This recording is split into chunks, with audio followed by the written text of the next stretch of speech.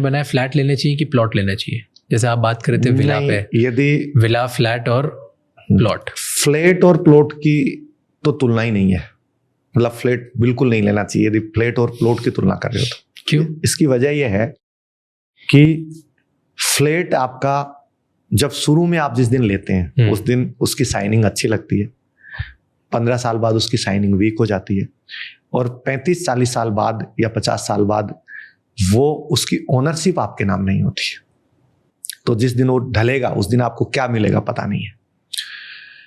Plot ऐसी चीज है जो आपके नाम से रजिस्ट्रेशन होता है, आपकी इस पीढ़ी या 7वीं 8वीं 10वीं पीढ़ी तक जमीन आपकी होती है, इसलिए फ्लैट की अपेक्षा जमीन लेनी चाहिए।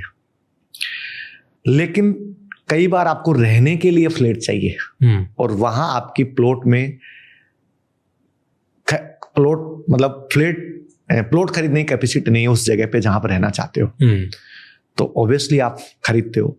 लेकिन मेरा पर्सनली सजेशन तो यह है कि जैसे मैं मुंबई में फ्लैट किराए पे लिया है, तो किराए पे रख, कोई बुराई नहीं है, क्योंकि हिंदुस्तान में किराया जो है वो कम है। जैसे दुबई में किराए की बात करें तो 10% के लगभग है, हिंदुस्तान में 4-4.5% किराया है।